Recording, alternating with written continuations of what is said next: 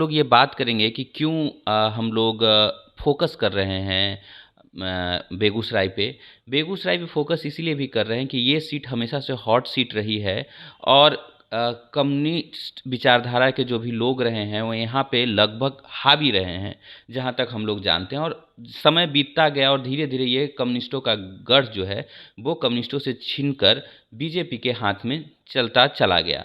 अभी की क्या स्थिति है, एक तो सबसे पहले हम सर्वे की बात करेंगे।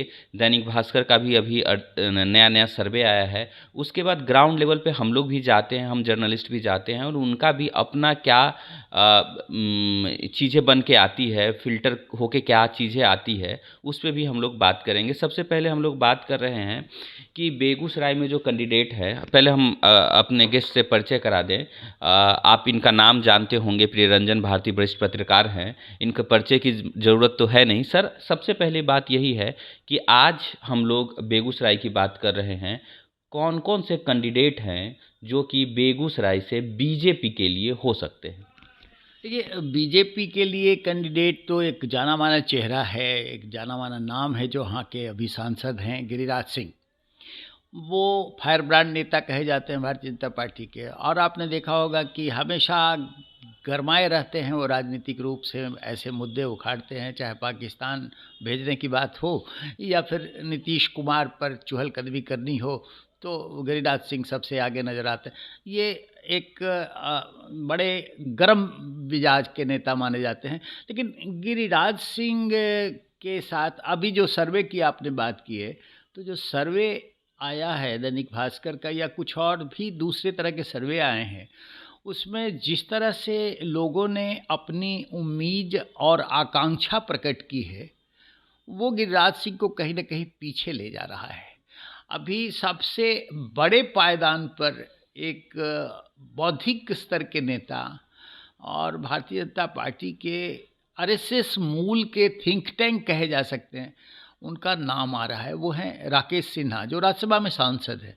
वो विद्यार्थी परिषद मूल के रहे और वो दिल्ली यूनिवर्सिटी के प्रोफेसर भी हैं। उनका बैकग्राउंड, फैमिलियर बैकग्राउंड भी बहुत पुराना और बहुत ही उदार है, बहुत समृद्ध है। पिता उनके बंगाली सिंह जी जाने माने एक शिक्षक नेता रहे और विद्वज्जनों में शामिल है। उनके पुत्र होने के नाते और आरएसएस विद्यार्थी परिषद मूल से जुड़ाव के कारण इनकी बौद्धिकता संघ में बहुत परिष्कृत हुई है और ज़्यादा उस विचारधारा को आगे बढ़ाने का ये काम करते रहे। तो ये अभी राज्यसभा सांसद रहने के नाते बेगूसराय में ज़मीनी रूप से इन्होंने काफ़ी काम किया। और जो अभी ताज़ा सर्वे भास्कर का आया है, उसमें गिरिराज सिंह उसके पहले राकेश सिन्हा की तादाद, उनके चाहने वालों की तादाद कहीं ज़्यादा दिखाई दी गई है। और वो मुझे लगता है कि शायद 55% के आसपास है उनका आंकड़ा, उनका ग्राफ। गिरिराज सिंह दूसरे पायदान पर हैं। और भी नेता हैं जो रजनीश कुमार हैं या और बोगो सिंह वगैरह, वहाँ के जो स्थानीय नेता हैं, उन सब का नाम बहुत पीछे है।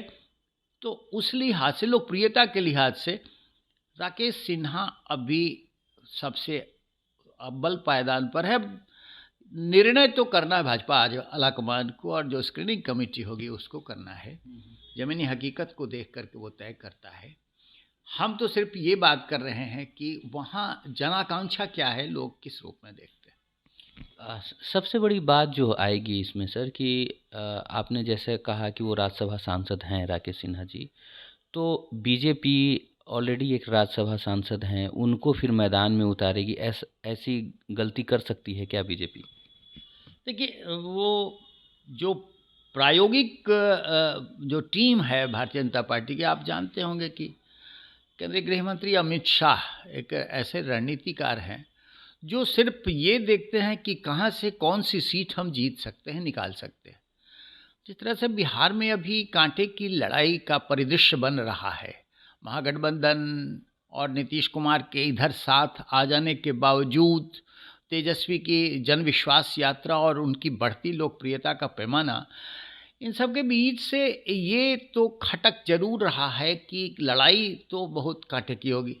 और कांटे की लड़ाई में एक बात और मैं आपके ध्यान में डाल दूँ, आप इस बात को पर गौर करते होंगे, हमारे दर्शक भी जानते होंगे कि किसी ज़माने में वो भारतीय कम्युनिस्ट पार्टी का गढ़ हुआ करता था। जी। लेकिन कालांतर में परिवेश और सामाजिक बदलाव के साथ साथ अब बिहार में जिस तरह से जातीय आधार पर राजनीति होती है और चुनाव चिन्हित होते हैं, तो वो जातीय कुनबों में बटा हुआ, और मुझे कहने में कोई संकोच नहीं होगा कि भूमिहार समाज की बहुलता के कारण वो भूमिहार बहुल सीट हो गया है, और कोई भूमिहार ही वहाँ अपनी सीट जीत सकता है, निकाल सकता है। आपने देखा होगा कई चुनावों में यही आंकड़ा रहता है, कोई भूमिहार को ही सब पार्टियां चाहती हैं कि हमारा उम्मीदवार बने, और फिर लड़ाई कांटे की होती है। उसमें जो ज़्यादा संबल होता है, जिसके पीछे ज़्यादा जनमत होता है, वो जीतता है। तो इसलिए अभी एक भूमिहार वहाँ से सांसद हैं और दूसरे भूमिहार राज्यसभा में हैं, दोनों भारतीय जनता पार्टी के हैं। अब इसमें मूल्यांकन करना भारतीय जनता पार्टी नेतृत्व को होगा, उनकी स्टीयरिंग कमेटी को होगा और गृह मंत्री की टीम को होगा कि वो किसको बहुमूल्य समझते हैं कि वो जिता सकता है। मोटे मोटे तौर पे सर, आपको क्या लगता है कि राकेश सिन्हा की दावेदारी मजबूत है गिरिराज सिंह से? गिरिराज सिंह बेशक बड़े मजबूत और कद्दावर नेता है, एक फायरब्रांड नेता हैं, उनका एक जनाधार है, और जिस समाज की मैं बात कर रहा था उनमें एक बहुत उनकी स्वीकार्यता भी है। लेकिन समय के साथ बहुत चीज़ें बदलती हैं। गिरिराज सिंह 2 टर्म पहले नवादा के भी थे और यहाँ सांसद रह चुके हैं, और उनमें एक परिपक्वता आ गई है। अब एक ही टेम्पो में, एक ही मूड में बहुत दिन तक जनता नहीं देखना चाहती है, तो जनता का मूड थोड़ा सा नएपन की तरफ भाग रहा है। जैसे उदाहरण के तौर पे आपने देखा कि नीतीश कुमार पलटू राम, पलट के इधर या उधर 9वीं बार ये सब हो गया, लेकिन जनता में क्या रिस्पॉन्ड है? जनता निगेटिव देख रही है उनके एस्पेक्ट को, और भारतीय जनता पार्टी को ये अंदाज़ा हो सकता है या नहीं भी हो कि इनके साथ आने के बावजूद हमको बहुत ज़्यादा वोटों का गुणनफल फायदे में नहीं जाने वाला है। लेकिन वो एक अलग पक्ष है। मैं ये कह रहा हूँ कि गिरिराज सिंह की परिपक्वता है, मैच्योरिटी आ गई, जनता नयापन देख रही है, और नयापन में मैं उदाहरण देना चाहता था तेजस्वी के साथ का। तेजस्वी की तरफ, फिर उस सम्राट चौधरी की तरफ लोगों का ज़्यादा झुकाव बढ़ रहा है। तो वो एक उदाहरण है कि गिरिराज सिंह की सीनियरिटी और उनकी परिपक्वता के बावजूद राकेश सिन्हा जैसे युवा नेता, एक बड़े आइडियोलॉग और संघ के एक विचारक, एक बौद्धिक, और फिर ज़मीनी हकीकत पर बेहतर तरह से परफॉर्म करने के कारण उनकी छवि कहीं ज़्यादा एक्सेप्टेबल मैसेज में हो सकती है, और ये एक आधार हो सकता है। जिस तरह से उनके परफॉर्मेंस जा रहे हैं, और जो अभी सर्वे चुनाव पूर्व का आया है कैंडिडेट्स के मामले में, उसको लेकर के भी ये फीडबैक है कि जनता में उनकी एक्सेप्टेबिलिटी कहीं ज़्यादा है, उनकी स्वीकार्यता कहीं ज़्यादा है बनिस्बत के गिरिराज सिंह के। तो ये एक पैमाना है, और इस आधार पर मूल्यांकन करते हुए भारतीय जनता पार्टी को तय करना पड़ेगा। अच्छा, पूरी तरीके से अगर हम लोग देखें, जैसा आप बता रहे थे कि गिरिराज सिंह एक ही टेम्पो पर उनकी बयानबाजी चलती रहती है, एक ही मामला होता है जिस पे लगातार वो बोलते रहते हैं, कोई बौद्धिक बात नहीं होती है, इससे कहीं बेगूसराय की जनता बोर तो नहीं हो रही है? स्वाभाविक है बोर होना, क्योंकि आप ही अब या मैं ही अगर एक ही बात को बार बार कहता रहूँगा, तो फिर मुझसे कनेक्ट करने वाले लोग या मुझसे संबंध रखने वाले थोड़ी देर बाद या कुछ दिनों के अंतराल के बाद मुंह फेरना स्वाभाविक हो जाएगा उनका, और हमसे मुंह बिचका करके वो कहीं और देखने लग जाएंगे। ये एक ह्यूमन नेचर है, बहुत सहज और स्वाभाविक गुण है, मनुष्य की प्रवृत्ति है। तो ये जो आप आशंका व्यक्त कर रहे हैं ये निर्मूल नहीं है, और इसके पीछे दम हो सकता है। लेकिन बात थोड़ी सी और भी है, पब्लिक को हमेशा कुछ नया चाहिए, जनता हमेशा कुछ नएपन की खोज में रहती है।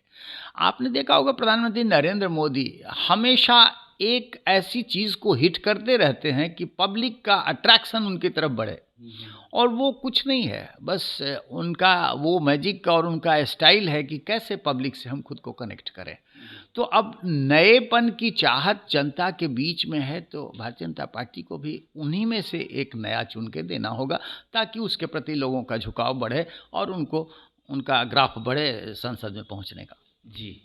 तो किसी ने सच ही कहा है कि साइंस और आर्ट्स में जो एक बेसिक डिफरेंस होती है कि साइंस में आप किसी चीज़ को लगातार रिपीट कर सकते हैं सेम रिजल्ट के साथ, लेकिन कला में, आर्ट्स में ये करना संभव नहीं होता है। और हम जिस कला की बात कर रहे हैं उसमें पॉलिटिकल साइंस भी आता है, और राजनीति के लिए भी ये तय माना जाता है कि राजनीति में एक ही मुद्दों को बार बार आप रिपीट नहीं कर सकते हैं।